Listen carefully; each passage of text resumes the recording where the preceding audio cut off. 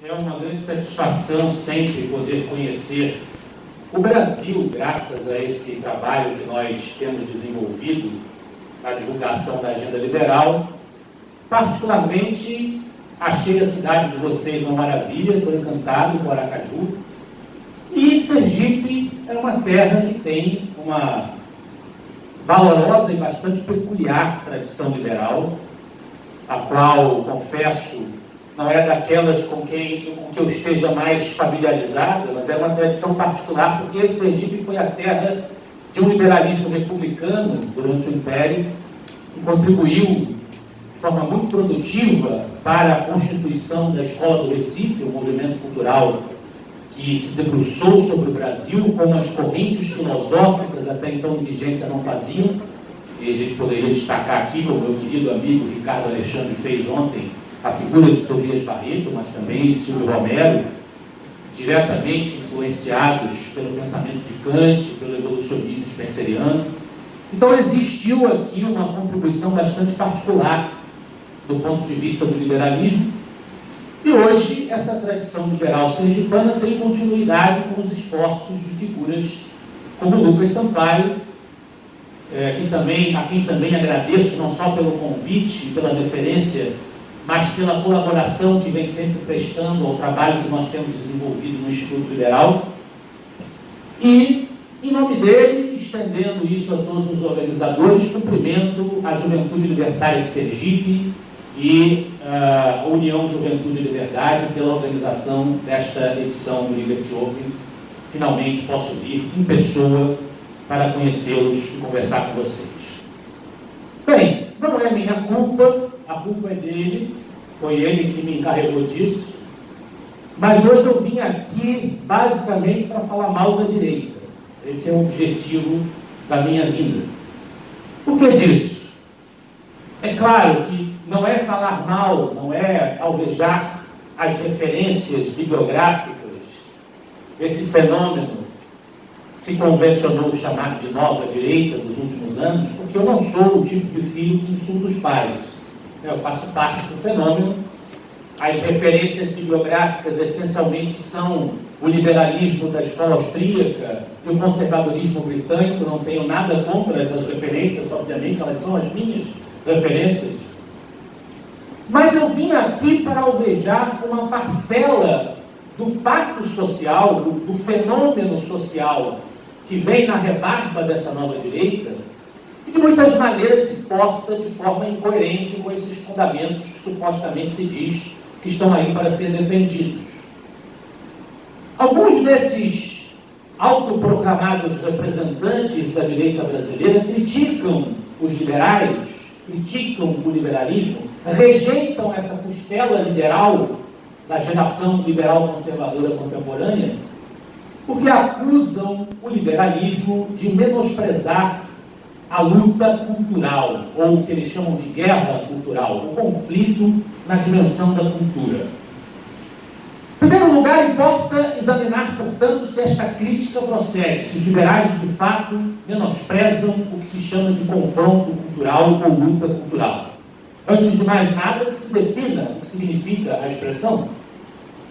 Cultura, a rigor, é uma palavra que pode se referir a qualquer tipo de atividade humana, para além do que seja estritamente natural, biológico. Mas é claro que quando nós, nesse contexto do debate público, fazemos referência à cultura, nessa expressão luta cultural, nós estamos nos expressando a respeito de esferas de expressão e de moldagem do imaginário social. As artes, a literatura, o ensino, o jornalismo, a imprensa, a comunicação, é disso que se trata. De ocupar espaços nessas esferas. Essencialmente, a luta cultural seria isso. Então, a meu ver, não se trata, a rigor, de discutir se existe uma luta cultural, porque a esquerda contemporânea já declarou desde o seu berço filosófico, com a escola de Frankfurt, com Foucault, com os estruturalistas e pós-estruturalistas franceses, com essa turma pós-moderna, que, em vez de apenas atacar o capitalismo, esse modo de produção que alimenta a dominação da classe burguesa sobre o proletariado, entendeu por bem encontrar oprimidos e opressores em todas as esferas da vida social, semeando aquilo que hoje dá origem à nossa famigerada política identitária. No próprio seio do marxismo, nós temos a figura de Antônio Gramsci, que pegou o conceito de superestrutura do marxismo, indo além, portanto, da dimensão puramente economicista da discussão política, afirmando que não adianta apenas tomar o poder do Estado, ocupar a posição de autoridade política, se toda a esfera cultural que ajuda a legitimar esse poder não estiver também ela ocupada. Por isso ele chamou a atenção para a importância de atuar nesse campo. A esquerda declarou esta luta, ela declarou esta guerra. Portanto, a pergunta não é se ela existe, a pergunta é se os opositores da esquerda entram nessa luta, pretendem ou devem entrar nela ou não. Essa é a única questão que, a meu ver, resta de pé. Sob esse ponto de vista, eu acho que a crítica dessas pessoas que se dizem de direita e criticam os liberais por menosprezar essa esfera é uma crítica, no máximo, parcialmente correta. Em que parte ela está correta? No aspecto de que, de fato, existem muitos liberais que, apesar de no Brasil, e eu posso citar aqui o nome do já saudoso mestre, professor Antônio Paim, nós temos uma tradição liberal sempre disposta a criticar o mero cientificismo ou a mera tecnocracia. Na verdade, nós temos muitos liberais que, de fato, tratam a discussão política como se fosse apenas uma discussão de termos sobre taxa Selic. Isso, de fato, é um menosprezo de esferas importantes que talvez nós devêssemos estar atacando. Temos outros agora, porque felizmente conseguimos eleger alguns representantes da agenda liberal para atuar na política partidária, temos outros agora que só se importam efetivamente com se eleger, com a meta imediata da disputa política e desprezam esta dimensão. Então, parcialmente, a crítica tem uma razão de ser, pode vir a ter uma razão de ser, mas jamais uma razão de ser absoluta. Por quê? Em primeiro lugar, o fato de nós estarmos aqui já responde a essa acusação. O que nós estamos fazendo aqui é ocupar espaço numa universidade para falar de ideias que evocam o liberalismo, tentam provocá-lo no imaginário social. Isto é, fazer esse confronto cultural que eles tanto reclamam que nós deveríamos estar fazendo. Quem está organizando esse evento são liberais, não é qualquer outra coisa. Portanto, só isso já desmente a crítica num sentido absoluto. Segundo motivo pelo qual essa crítica precisa ser ponderada é o motivo das pessoas de quem essa crítica vem. Muitas vezes são pessoas que dizem que estão lutando pela civilização ocidental, pela cultura ocidental. São os guardiões da cultura ocidental. Para aqueles liberais são frígidos, que não a defendem com a energia que deveriam empregar em sua defesa. Mas essas pessoas, ao mesmo tempo, são caricaturas de si mesmas, do que elas dizem representar, e muitas vezes vê-se que proferem todo tipo de atrocidade, disfarçando essas atrocidades que defendem sobre essa estética da defesa da civilização ocidental. Eu me recordo de ver muita gente na internet, por exemplo, criticando o vegetarianismo radical como sendo obra dos comunistas culturais que querem dominar o mundo, e que, em resposta a esse vegetarianismo radical, se orgulham de defender a tortura dos animais. Nós temos que fazer os animais gritarem de dor, e é isso aí, isso quer ser macho, isso quer se defender o Ocidente. Eu já vi muito isso aparecer por aí. Vejo gente também que esconde a sua misoginia sobre a retórica da defesa da família tradicional, e nada contra a família tradicional. Mas, em nome dessa defesa, o que eles querem, na verdade, é trancar as esposas em casa, não deixar que elas façam nada. Já vi isso muito também ser defendido. E tem aqueles, que nós vamos tratar de maneira mais demorada, que o que querem é, não somente que todo mundo professe a mesma religião que eles. E ponto, acabou, sem discussão. Essas pessoas a quem eu me refiro, elas não têm condições de defender a civilização ocidental, porque elas nem chegaram à civilização. Elas ainda estão na barbárie, ainda precisam sair dela para poder falar alguma coisa contra nós. E o terceiro motivo pelo qual essa acusação não procede de forma absoluta é que os liberais têm uma posição de pioneirismo na luta cultural. Basta contar a história de Hayek e Anthony Fisher.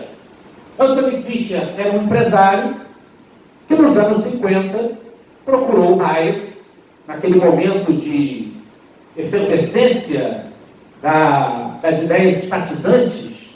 Ele procurou Hayek e se ofereceu para ser candidato. O que você acha de eu disputar uma eleição? E Hayek respondeu: eu acho que você faria melhor se você investisse em uma instituição dedicada à divulgação cultural das ideias liberais. E Hayek disse o seguinte: a sociedade só mudará de rumo se houver mudança no campo das ideias. Não adianta apenas lançarmos nomes para ocupar cargos públicos. É preciso que eles tenham todo um substrato cultural, teórico, para apoiá-los nessa luta. Primeiro, você tem que se dirigir aos intelectuais, professores e escritores, com uma argumentação bem fundamentada. Será a influência deles sobre a sociedade que prevalecerá, e os políticos seguirão atrás. Anthony Fisher seguiu o conselho de Hayek e fundou, em 1955, o Institute of Economic Affairs, uma instituição que, atuando no campo da cultura, da teoria, da produção de conteúdo, foi fundamental na formação de ninguém menos que Margaret Thatcher. Portanto, Hayek entendeu muito cedo que a luta cultural vale a pena, que a luta cultural dá certo. No mesmo ano, William Butler Jr. fundou nos Estados Unidos a National Review, uma revista que, sob um ponto de vista conservador, empreendia um confronto cultural, analisava o problema da cultura. Ao mesmo tempo que Hayek. Portanto, os liberais não entraram nessa história de luta cultural agora, em 2020, 2022. Que história é essa de que nós menosprezamos essa dimensão? Que nós precisamos ser o cara que gosta de torturar a bicha ou prender a esposa em casa para estar lutando pelos valores ocidentais? Que história é essa? É claro que essa expressão luta, conflito, cultura, conflito cultural, no caso de que se trata, ela precisa ser entendida como uma luta para ocupar espaços, e não como uma luta para empregar a violência, a censura, o trogloditismo, para silenciar, vetar os nossos opositores.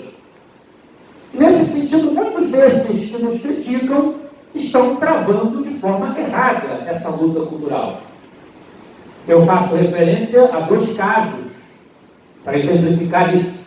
O primeiro deles, o caso de Judith Butler, uma ideóloga de gênero, destas que defendem a desconstrução de tudo contra as opressões que estão na superestrutura da sociedade, que marcou uma palestra no Brasil em 2017.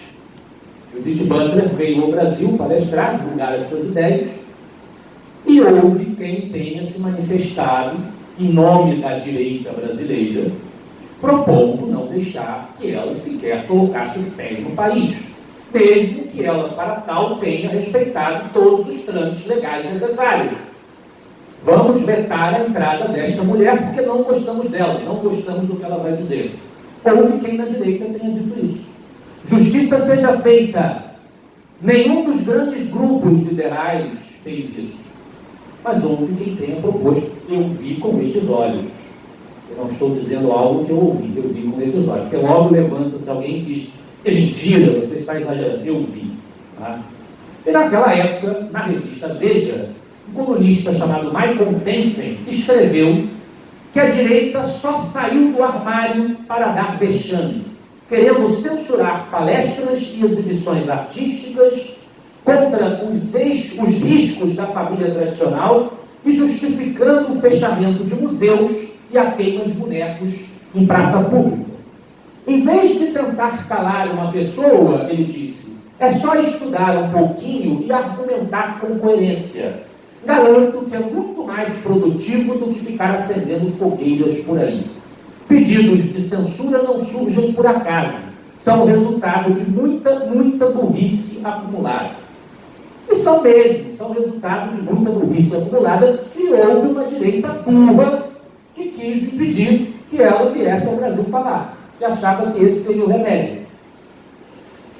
Mas, se isso é errado e prejudica tudo pelo que nós, que temos um pensamento mais próprio, uma matriz liberal conservadora, lutamos, nos dedicamos por lutar, se isso é o caminho burro que nos avilta, nos atrapalha, enquanto nós estamos aqui fazendo o devido esforço para organizar eventos, lançar livros, trazer os nossos convidados para demonstrar o contraponto, eu perguntaria apenas ao senhor Michael Tenfren e as esquerdas.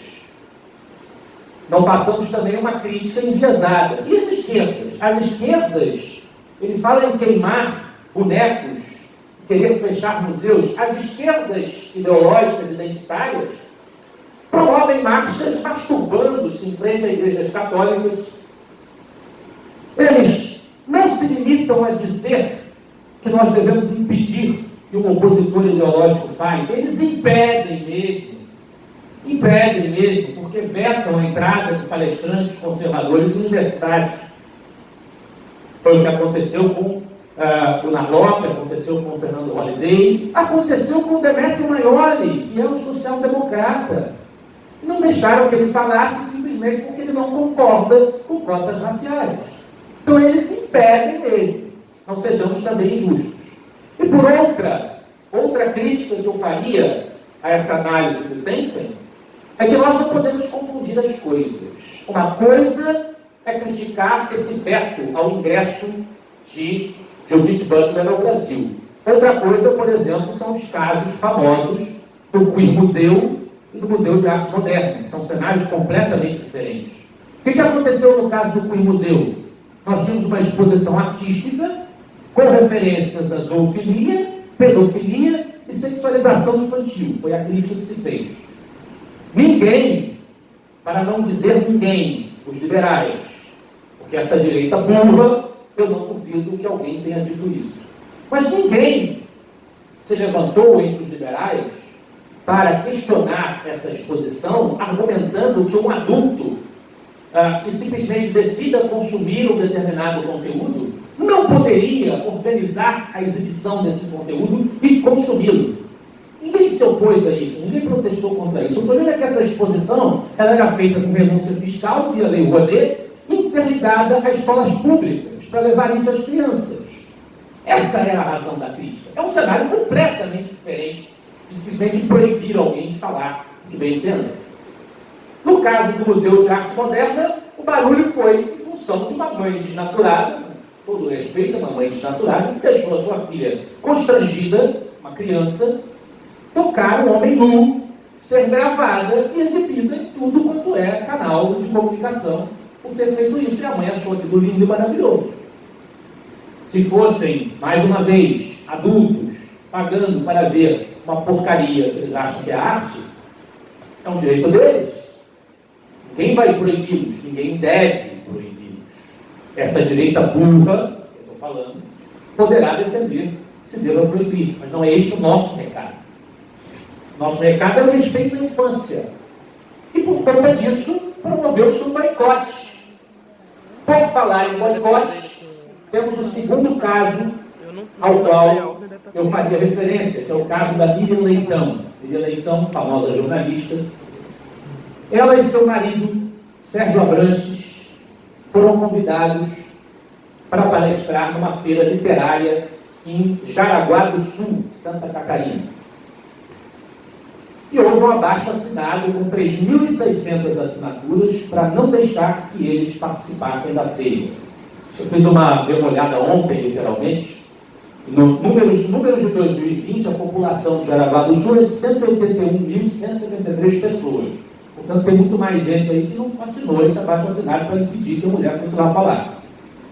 Qual é o motivo pelo qual eles queriam vetá-la? E a organização do evento vetou. não acolhendo o abaixo-assinado, mas dizendo que não poderia garantir a segurança da Miriam Leitão e do marido no evento. Nós queremos ser, abrindo já parênteses, essa direita de quem as pessoas podem falar e não podem garantir a segurança contra nós? É claro que não. Somos pessoas decentes, tranquilas, nós não queremos isso. É o recado que passa quando se toma uma atitude dessa. E qual era o motivo que eles alegaram para não deixar que a mulher sequer fosse ao evento, a feira literária? Por seu viés ideológico e posicionamento, a população jaraguense repudia sua presença, requerendo assim que a mesma não se faça presente em evento tão importante em nossa cidade. Nada contra boicotes ou abaixo-assinados. Alguns são justos. Imaginem vocês, isto aconteceu, que um autêntico líder de um grupo terrorista islâmico seja convidado para palestrar aqui na faculdade. É natural que se levante uma reação de boicote a uma figura dessa. É natural que aconteça isso. Mas quem é Miriam Leitão? A Miriam Leitão foi no PCdoB, que era um movimento maoísta, uma porcaria totalitária, ela foi, embora não conste que ela tenha diretamente praticado os atos terroristas que estão na conta do PCdoB, mas hoje Miriam Leitão é basicamente uma comunicadora de centro-esquerda, é isso que ela é. Com algumas opiniões no campo da economia bastante razoáveis até, outras nem tanto, mas ela é basicamente uma comunicadora de centro-esquerda. Ela ganha vida sustentando a sua opinião. É só isso que ela faz. Faz sentido a gente desgastar a nossa reputação, a nossa imagem, fazendo abaixo-assinado para não deixar que ela fale num evento literário em Jaraguá do Sul? Faz sentido? Isso é civilizado? Isso é inteligente da nossa parte? É essa luta cultural que querem que os liberais façam, nos acusam de não fazer.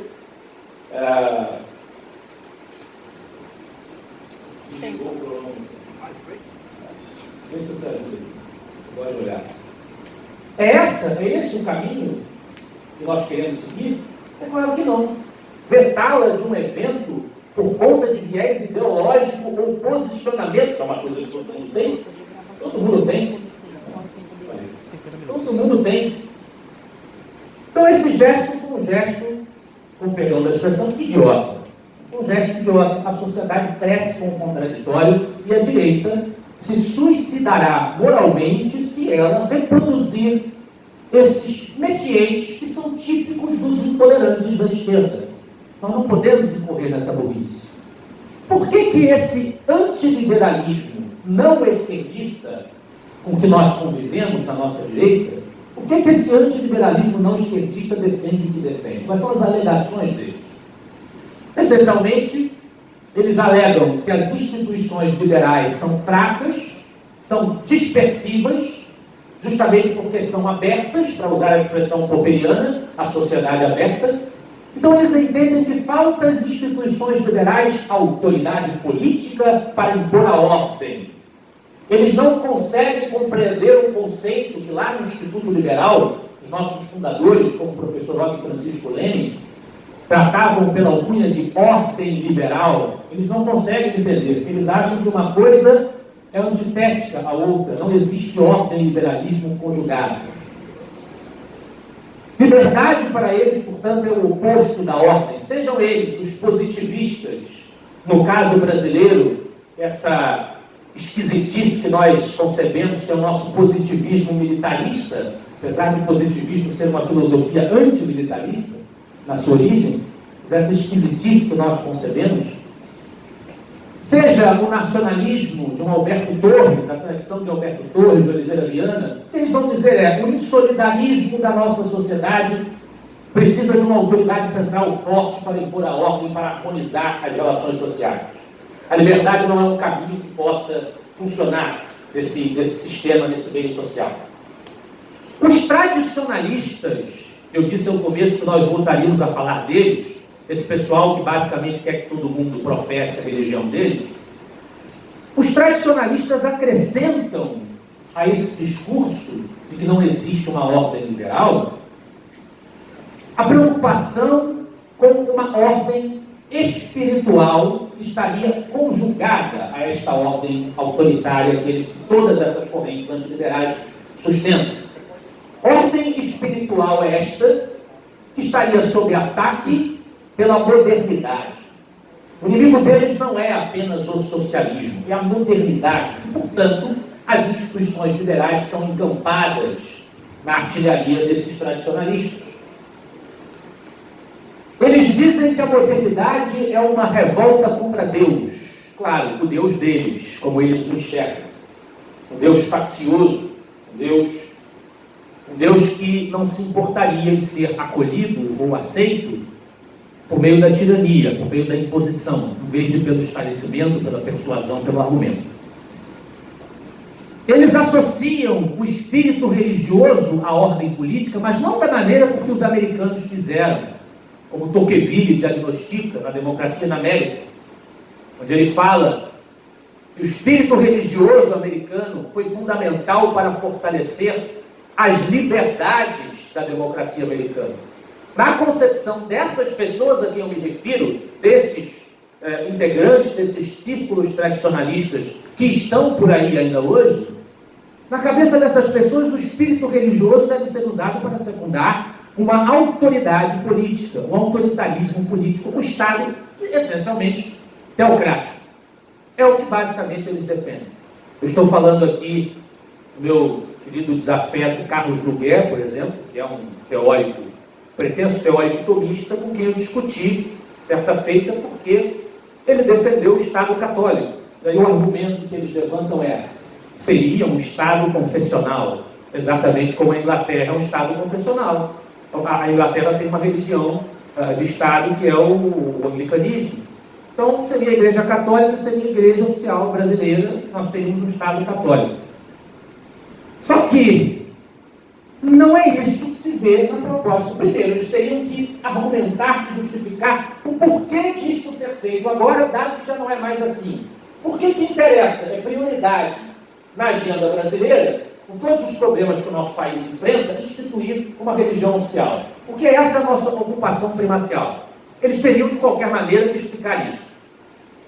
Mas o ponto é que a proposta que eles sustentam, que o Luguer sustenta do Estado católico, não é o Estado confessional anglicano de maneira nenhuma. Porque lá está explícito que templos de outras religiões seriam proibidos, seriam fechados.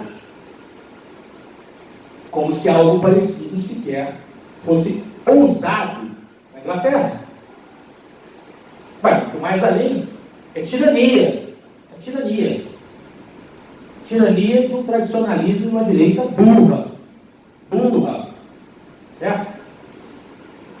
Então, para eles é impossível conviver civilizadamente com outras crenças ou outras cosmovisões. É isso que os distingue. É preciso entender esse tradicionalismo no sentido específico com que eu estou empregando. O professor Biratã Borges de Macedo reservou essa palavra tradicionalismo para essa corrente política, que é revoltada em absoluto contra a modernidade liberal. Em absoluto. Não é a mesma coisa que simplesmente você respeitar a tradição. Que há quem, por exemplo, Russell Kirk, um autor conservador americano, se refira a si mesmo como um tradicionalista porque respeita a tradição. Isso não é problema para nós, não é problema para mim. Não é problema para Hayek, que era essencialmente um burkeano, um old Whig burkeano, como ele se identificava. Edmund Burke, o político Whig irlandês, que, portanto, por ser um Whig, estava dentro do partido mais liberal da sua época na Inglaterra, mas criticava o abstracionismo da Revolução Francesa e defendia exatamente o respeito a essa gramática do tempo, o respeito a uma continuidade na ordem social, na ordem dos costumes. Não se está aqui proclamando uma condenação dessa postura de maneira nenhuma, que eu respeito profundamente, até me identifico de muitas maneiras. Está se reclamando aqui desse outro tradicionalismo ao qual o Biratã Borges de Macedo se refere, que na verdade não tem uma percepção de continuidade. O que eles querem é romper com o status atual completamente e voltar a um passado que só existiu na cabeça deles. É a definição estrita do que João Pereira Coutinho chamaria de reacionalismo. para nós vermos como as palavras têm polissemias. Nelson Rodrigues usava a palavra reacionário no sentido positivo. Reagir contra tudo que não presta. Eu estou especificando no sentido que o João Pereira Coutinho são esses radicais que desejam voltar ao mundo celeste e maravilhoso que existia na Idade Média, ou onde for, que nunca existiu, só na cabeça deles. Muitas vezes eles são até mais modernos do que eles admitiriam, do que eles reconheceriam, porque se aproximam muito mais do fascismo dos anos 30 do que de resgatar uma sociedade tradicional. Não poucas vezes vejo essas pessoas tradicionalistas exaltando Salazar, ou Franco, por exemplo. Claro, os ditadores desse período de forte contestação das ideias liberais nos anos 30. Então é contra esses que eu estou me levantando. De maneira nenhuma, isto é um pensamento absoluto no meio religioso, de maneira nenhuma. Eu citaria aqui um importante sacerdote católico, Fulton Sheen, que foi influente sobre o pensamento liberal de um dos principais políticos liberais de meados do século XX, dentro do que era possível em matéria de liberalismo no Brasil, na época que foi o Carlos Lacerda, sobre quem escrevi um livro. Fulton Sheen defendia a civilização ocidental, esse conceito de civilização ocidental, e ele dizia também abertamente civilização cristã, porque o cristianismo é um dos seus fundamentais ingredientes, ele defendia, mas ele entendia esta civilização ocidental da seguinte maneira, como uma preservação dos direitos humanos como dádiva inalienável de Deus, o valor e a dignidade da pessoa humana, porque é a imagem e semelhança da divindade, na teologia por ele sustentada, e em consequência desses princípios eminentemente religiosos, ele defendia o livre-arbítrio, a liberdade, que os liberais também defendem, derivada do espírito inteligível dentro da lei, consagrada pelo universalismo da cultura ocidental enraizado no cristianismo. O que ele pregava era um cultivo livre de um substrato moral que seria importante para as relações sociais, mas sem teocracia, sem censura, sem violência, sem interdição. E muitos liberais sustentaram sistemas éticos de pacto com a defesa da teoria liberal. Adam Smith, com a sua teoria dos sentimentos morais, e antes de tudo, Adam Smith era um filósofo da moral. Essa era a essência da sua obra, do seu trabalho. Kant, que concebeu a sua deontologia, o imperativo categórico, construiu um sistema ético para justificar as suas ideias.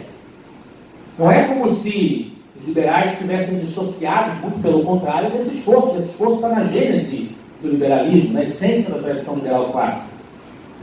E os nossos austríacos, que o nosso movimento costuma citar, também tratam da questão da cultura e da civilização ocidental. Mises era no seu tratado Ação Humana, ele inclusive evoca a história até da Roma Antiga para traçar, para desenvolver as suas críticas econômicas, mas eu ressaltaria o meu favorito, o Hayek, que nos vai dizer, em O Caminho da Servidão, simplesmente o seguinte: a tendência moderna ao socialismo não implica apenas um rompimento definitivo com o passado recente, mas com toda a evolução da civilização ocidental. E isso se torna claro quando o consideramos não só em relação ao século XIX, mas numa perspectiva histórica mais ampla. Estamos rapidamente abandonando não só as ideias de Cobden e Bright, os líderes da escola de Manchester, de Adam Smith e Hume, ou mesmo de Locke e Milton, mas também uma das características mais importantes da civilização ocidental, que evoluiu a partir dos fundamentos lançados pelo cristianismo e pelos gregos e romanos. Hayek reconhecendo tudo isso, que eles gostam de dizer que os liberais ignoram.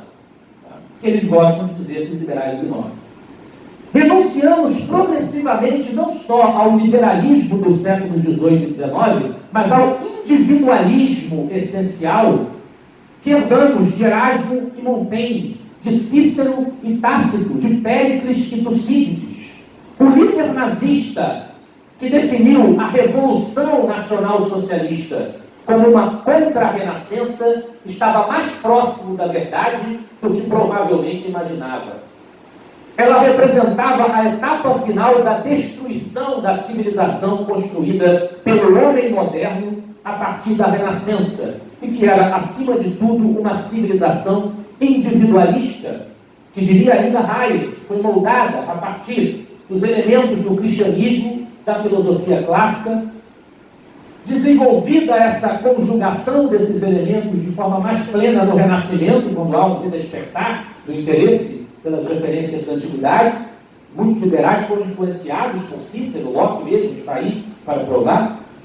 E evoluindo, penetrando a civilização ocidental, consiste em definição de Hayek, respeito pelo indivíduo como ser humano, reconhecimento da supremacia de suas preferências e opiniões na esfera individual, por mais limitada que esta possa ser, e a convicção de que é desejável que os indivíduos desenvolvam dotes de inclinações pessoais. Essa ideia não é uma ideia que nasceu do nada e os liberais de repente a defenderam. Ela é o resultado desse longo processo de evolução cultural. E, portanto, os tradicionalistas que dizem que são eles que defendem a luta cultural, o confronto cultural, são eles que estão renunciando à maior das realizações dessa cultura, contra a qual eles dizem que não estão se levantando e que eles dizem que nós menosprezamos. Um exemplo para provar que eu não estou falando de história da carochinha é o livro O Liberalismo, de 1932, lançado por Perino Gomes. Ao começo da nossa conversa, elogiei referências importantes do liberalismo sergipano. Agora, vamos ao outro lado da moeda. O senhor Jackson de Figueiredo, um representante da fina flor do antiliberalismo brasileiro, que também foi o filho desta terra. Este infeliz sergipano foi o mestre de Perino Gomes. Perino Gomes basicamente reproduziu as abordagens de Jackson de Figueiredo. O que ele diz lá? Ele diz que o erro não pode ter os mesmos direitos que a verdade. O que é que significa isso? Que o problema do liberalismo é que, ao dar liberdade, as pessoas que estão erradas também podem falar. Isso incomoda o Perino Gomes. Incomoda o Perino Gomes porque ele não percebe que se há com a liberdade possibilidades de proliferação de erros, muito mais há de proliferação de riquezas, de boas ideias, de sugestões, provindo de fontes que de outra maneira jamais seriam imaginadas, concebidas, sequer detectadas. Isso ele não percebe. Ele diz: o livre pensamento não passa de uma absurda pretensão de legitimação da mentira e do mal. A tolerância implica concessão, benevolência, e não se concede nem se é generoso admitindo o que não é bom ou o que não está certo. A intolerância católica é a boa intolerância. Tolerância católica é a boa intolerância. Divina, por sua origem, representa já uma injustiça para a igreja ser posta em uma situação de igualdade com as outras religiões puramente naturais. Ele vai enfeitando o argumento dele, para defender essencialmente a censura a quem discorda da ortodoxia da igreja. É isso que ele está fazendo. Censura efetiva, o Estado calando a contestação, o questionamento, a discussão. Os liberais, esses malditos endemoniados modernos, tiram da igreja o poder de ensinar, de legislar e reprimir, e todas as suas imunidades naturais. É com isso que ele está preocupado. É claro que existe no mundo perseguição aos cristãos, não nego isso, existe. E existe também uma confusão entre a defesa de um Estado laico, um Estado que não haja imposição teocrática, e a condenação da presença de uma argumentação religiosa, ou de lideranças religiosas, no debate público. A religião faz parte da sociedade. Faz parte da sociedade, portanto não há por que também vetá-la. É um excesso oposto, é um autoritarismo oposto. Mas claro está que tradicionalistas como Perino Gomes e Luguer vitimizam a sua religião, colocando-a como um alvo ferozmente destroçado pelos liberais. Os liberais são os vilões do mundo. Eles talvez odeiem mais a gente do que os socialistas. Eu não acho difícil que assim seja. Essa aqui, a igreja, sem dúvida, não pretende, eles sempre fazem uma maciada, eles não são muito honestos, sobretudo os contemporâneos, aqui é um dos anos 30, é um pouco mais honesto, mas eles dão uma maciada. A igreja não pretende que o exercício da profissão jornalística seja submetido ao arbítrio do governo ou de qualquer agente de tirania. O que ela estabelece é que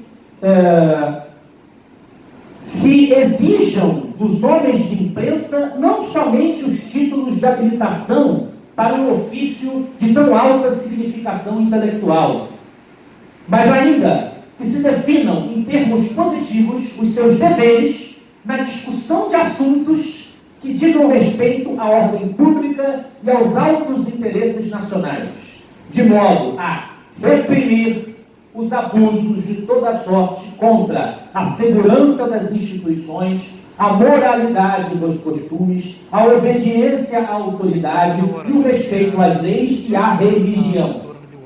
Religião, óbvio, a católica, a única que interessa para ele. O resto, que se dane. Que se dane. Não podemos estar ao lado de gente desse tipo. Não podemos. Saindo um pouco, só para ilustrar, aqueles que usam de um argumento antiliberal, fora da esquerda, sem evocar o aspecto religioso. Nós temos o exemplo de Silvio Frota, no regime militar, que foi o líder da linha dura, que confrontou o Geisel. Silvio Frota até tinha uma virtude, porque ele defendia a economia de mercado contra o estatismo de Geisel, mas no campo político era um autoritário, queria que a solução fosse alcançada através da tirania. E aí, até um alerta para nós, muitas vezes os liberais flertam com Pinochet, por exemplo, porque matou comunista e implantou a economia do Chicago Boys. Cuidado, o liberalismo não é só economia. Enéas Carneiro. Algumas vezes eu vejo a nossa direita colocar em mural Enéas e Margaret Thatcher e Roberto Campos no mesmo mural. Essas figuras não se entenderiam jamais. Enéas Carneiro era um sujeito que, para além de ser um antiliberal na economia, era um sujeito que disse que Getúlio Vargas era ditador, mas tudo bem, que o povo gostava dele. Que era preciso tomar cuidado com revistas que satirizam autoridades públicas na capa. Isso é uma ofensa aos bons costumes, nós não podemos deixar que assim seja. Era um sujeito que elogiou Fidel Castro, não pelo comunismo, mas porque teve coragem de peitar o monstro. Que monstro? As potências capitalistas. É um povo que adora um homem forte, uma energia. Adora. Né? Então, o alerta que fica é que nós, liberais, precisamos prestar atenção para essas pessoas loucas que estão no nosso meio, à nossa volta, tomar cuidado com as alianças que fazemos, e a história nos ensina esta lição. Os liberais, por muitas vezes, se uniram no Brasil a antiliberais para atingir objetivos em comum. Isso aconteceu no golpe republicano, quando liberais republicanos se uniram a positivistas e intervencionistas militaristas para depor o liberalismo monárquico. Aconteceu na Revolução de 30, quando os liberais contra a República Velha se uniram com o tenentismo e o varguismo, foram engolidos pelo Vargas, assim como os liberais republicanos, no princípio, pelo menos, foram engolidos pela República da Espada. Aconteceu em 64, quando contra o janguismo, o brizolismo e o comunismo, os liberais se uniram a PCDistas, integralistas e todo tipo de antiliberal, e depois foram engolidos pela ditadura militar. Aconteceu recentemente, quando nós nos juntamos, todo este bloco ao qual me refiro se juntou contra o PT. As consequências deixam os senhores que diagnosticam. Então, o que nós precisamos aprender de lição com tudo isso? Que nós devemos manter eterna vigilância não apenas à esquerda, nós devemos manter vigilância com os falsos amigos, que por serem contra a esquerda, grudam na gente e depois nos atraiçoam. O porque é da natureza deles, e, sobretudo, cultivar as nossas próprias lideranças, com coesão, com coerência, com fidelidade aos nossos princípios, aos nossos programas. Na política fazem-se negociações, é inevitável. Mas sejamos liberais, de fato, entendamos a importância disso e a responsabilidade de que nós nos investimos quando nós ousamos nos atrelar a esse nome. Entendamos isso e sigamos, sim, na luta cultural. E, como dizia Lacerda, é não matar o adversário, mas isso não significa deixá-lo vencer. Lutemos com energia, sim, como Lacerda lutava, com energia, mas com liberdade, porque a arma em uma luta cultural é mais cultura, e não a força, e não a violência, e não o constrangimento. Eu agradeço a atenção de todos, vou ceder o espaço, porque agora vem um painel muito mais interessante do que o meu, tá? Saudações tricolores. Então, estou saindo para não encher mais o saco de vocês.